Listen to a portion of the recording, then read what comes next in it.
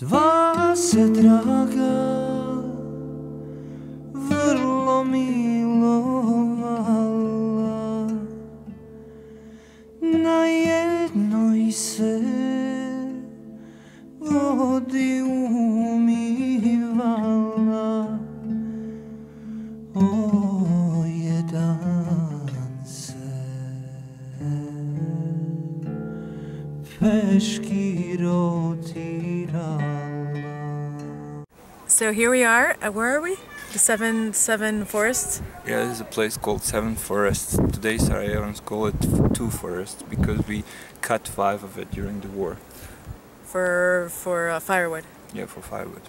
Okay, so we're at the Two Forests viewpoint in Sarajevo, and we are talking about music and language in Bosnia and Sarajevo. And thanks to Damir here, 12 years ago, Damir Imamovic, who's a musician, plays sevda music, I learned the language. Yeah. How did you do it? Yeah. You have to tell them. Bilo je teško I naporno. Pjevali smo pjesmice. Da, puno pjesmice. Pop pjesmice uglavnom. Jesmo li pjevali narodne pjesme, nismo? Mislim da nismo pjeli narodne pjesme. Ove pjesme Balaševića. Da. Ružica. Da, dugme, crna jabuka, možda ovako nešto. Može. Uglavnom, we were trying to make, I was trying to, when Susan was learning Bosnian, /Serbian /Croatian, which is basically the same language, I was trying to choose songs for her, and some of them were really good, some of them were really bad, but it was successful. You pick up the language quite fast. Yeah, I did. So how'd you like Sarajevo 8 years afterwards? Well, it's been 9.5 years since I was here, and the last time I was here in the winter, and it was, I think, probably snowing, and there was ice.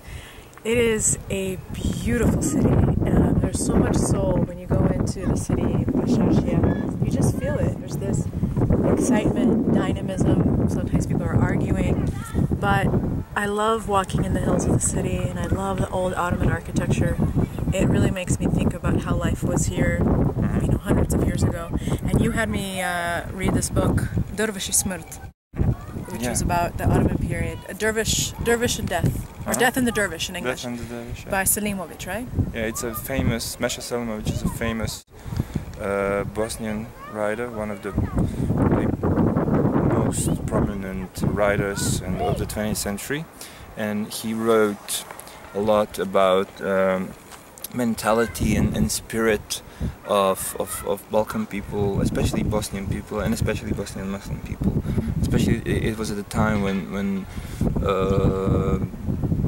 religion was not forbidden, maybe, but really it wasn't a dominant part of the society. You know, it wasn't a dominant kind of a spiritual thing in the society because of the socialism.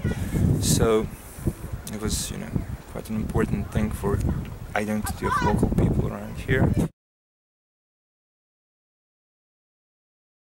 When I published my book, Languages Music, it was inspired by many things that happened in my life, one of which was how I learned the language here in Sarajevo.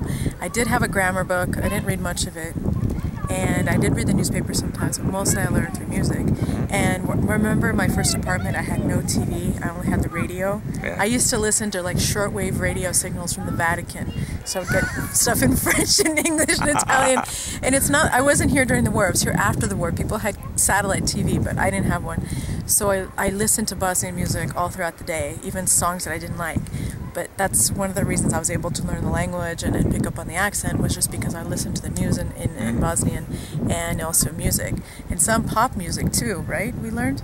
Yeah, we did. Poljubi me, nemo ništa reći, samo poljubi me. Nina Badrić. Yeah, from Croatia? Yeah. Yeah, I remember that song. And then of course the Balašević songs, like Ružica is an old song, isn't it? Ružica is Bilo dugme song, but I'm not sure about the author. It's probably signed as Bregović, but who knows who the author is.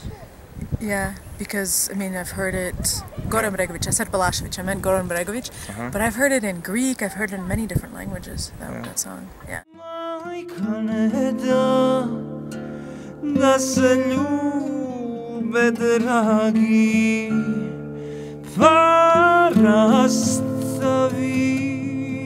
milo i drago, pa rasta